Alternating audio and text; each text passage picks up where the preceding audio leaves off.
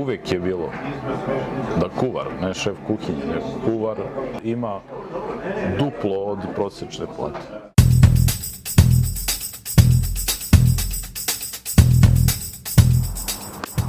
Akcione.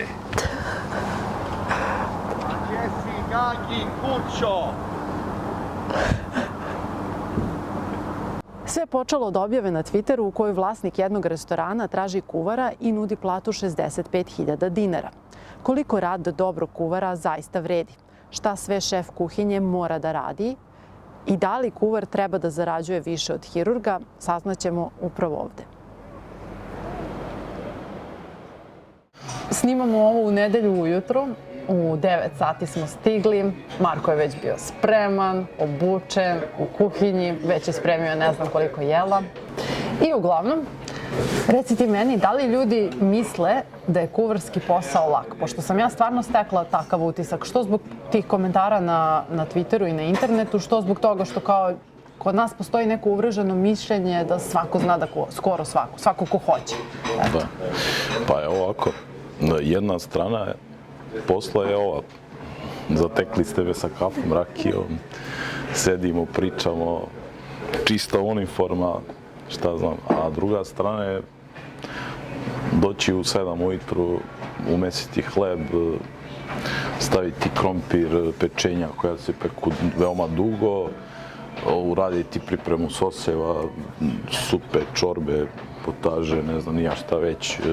Posao kuvara nije ni malo lako. I u svemu tome morate da balansirate od nezadovoljnog gosta preko neozbiljnog dobavljača do umornog kolege, do neozbiljnog kolege, do raznih stvari. Mamurnog kolege, prošlog večeri. Tako da kažu kolege starije u našem poslu da je to lakše nazivaju beli rudnik. Idemo u salu. Pošto naš narod, osim što voli svakome da zaviri u kazan i u krevet, voli i u novčanik. Reci ti meni, pošto je sve krenulo od tog jednog posta gde čovek traži kuvara za svoj restoran, pizzeriju, šta god i nudi platu, koliko sam videla, 65.000 dinara. Koja je to prosečna plata kuvara u Srbiji, dobrog kuvara? Koliko vredi njegov rad i da li je to okej plata, da li nije? Znači od do, ne pitam te da mi otvoriš novčanik. Vi ste sad pomenuli neku cifru, ja ne bi uopšte pominjao cifre. Mislim da je 60, ta cifra prosek plate kod nas u zemlji. Ja mislim, po nekim statistikama koje ja znam. A uvek je bilo da kuvar, ne šef kuhinje, nego kuvar, neki kuvar, znači možda čak i ne specijalista, ali kuvar ima duplo od prosječne plate. To, ovo što ja pričam, možda se ne svidi nekim kuvarima koji imaju dosta više, možda se najviše se ne svidi poslodavcima. Ljudi, to je, ja samo molim nekoga da dođe da odradi 7 dana u kuhinji, da vidi kakav je to posao, šta se I za koliko radi, para bi ga radio. I za koliko para bi ga radio. To sad da mi ne poredimo doktore, ministre, poslanike, ne znam ni ja koga još, IT sektor i tako dalje. Svaki posao je težak. Vi kad izađete iz kuće krenete da posao idete da radite. To je, nema posao lak. Znači... I tebi je trebalo koliko godina da dođeš na poziciju samostalnog kuvara? Ti vjerovatno nisi krenuo kad si završio srednju školu odmah postao kuvar, nego si bio pomoćni radnik, pretpostavljam. Meni je trebalo otprilike 7-8 godina i ja i danas dan kažem da nisam ništa naučio i da ne znam sve. Znači to je neka stvar nekog vaspitanja, nekog odnosa prema poslu, nekog poštovanja posla, jer ja se ne bojim ni da naučim, ne bojim se ljudi koji znaju. Najviše se bojim neznanja. Postavilo se kao pitanje da li kuvar treba da ima veću platu od hirurga. Pošto nisam sigurna koliko je plata hirurga sada, odnosno bila je, ja mislim, oko 70-80 hiljada, pa je sad, ja mislim, nešto viša sa ovim najnovim povećanjima. Neka bude da je 100, možda grešim. Nije uporedivo uopšte porediti nas, koji smo jednim delom i umetnici i sve što ide uz to. Znači, vi kad dođete na fakultet za gastronomiju, na primjer, ja konkretno kad sam studirao, znači, profesori vam kažu, vi ste gastronom. Šta znači gastronom? Kuvar, pekar, mesar, poslastičar. Ti sve to znaš? Sve to moraš da znaš.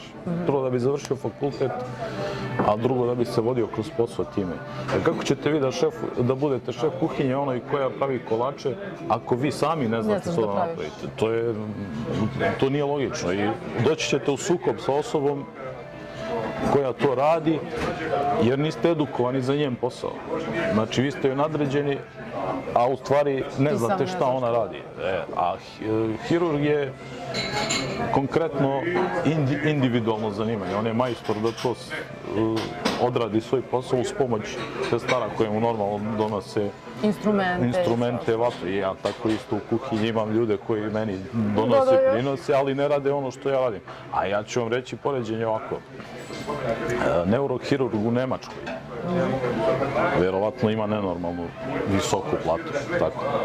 U Srbiji nema. A restorani u Srbiji rade bolje nego u Nemačkoj, ali bolnice u Srbiji nemaju toliko posla kao u Nemačkoj i takav zdravstveni sistem i sve ostalo, tako da skroz je neuporedivo. Razumem.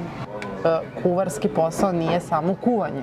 I da mi objasniš prvo, u stvari, koja je razlika između kuvara i šefa kuhinje? Šef kuhinje je neko ko brine o nabavci, o namirnicama, o robi, o platama radnika, o njihovim rasporedima smena, o 1000 stvari i taj čovjek bukvalno za jedan radni dan može da spremi 2-3 jela neka kao specijaliteta i to je čovjek... To se zove specijalitet šefa kuhinje, da. Kuvar specijalista je neka figura koja je u celom tom sistemu pčela radilica. Znači, on vodi računa kao i šef kuhinje, normalno, namirnicama, svemu, ali nema toliko odgovornost kao što ima šef kuhinje. Beograd je jako specifično tržište zbog toga jer ima dosta restorana u celom gradu, vidite sami, znači otvaraju se, svaki kafić ima hranu, masovno se otvaraju po tržnim centrima kafići i ljudi sad kažu nema kuvara, ne možete naći, nije, ima mnogo restorana kuvara, ima kao što je bilo. Koliko ima, da. A reci mi, koliko ti radnih dana nedeljno imaš i koliko traje tvoja smena? Jel znaš uopšte to? Pa je ovako, kad smo došli do toga već, mi kao kuvar imamo 6 radnih dana. Šta se onda dešava? Znači, u zadnje 2-3 godine imate ovu pandemiju virusa. Morate računati na to da neko od kolega može biti potencijalno zaražen, ne može doći na posao tih koliko dana traje karantin. Vi možda tu nedelju nemate slobodan dan. Pa onda imate 3-4 dana sneg, kiša, onda se vreme razbistri sunce. Kad, na primjer, nema posla, taj 5. dan bude puno posla. Ne možete da izađete iz kuhinje posle 8 sati, ostavite kolege u nekom velikom poslu. Znači, ceo taj sistem se zasniva na tome da se posao završi. Gledam ti ruku, vidim da imaš i povrede razne. A to svaki kuvar mora? To je svakodnevno. To ne možete izbeći. To je zbog čega? Jer vi sad uzmete, mi smo sad u kuhinji spremali jedno jelo. Spremili smo ga verovatno za 7-8 minuta, ne znam, ja. Zamislite sad kad dođe restoran se napuni, vi imate 40 takvih jela da spremite. Neki su nervozni, neki čekaju, to je sve sastavni deo posla. Baš sam htjela da te pitam za to, odnos sa gostima. Sad, obično ljudi koji verovatno zamišljaju kuvarski posao ili ne zamišljaju, vide kao kuvar je u kuhinji, on nema neki kontakt sa gostima, drži se po strani i tako dalje. A u stvari šta se dešava kad se tebi gost žali? Zašto se gosti žale i kako to rešavaš? Pa vidite, to su situacije koje su sasvim normalne u ovom poslu.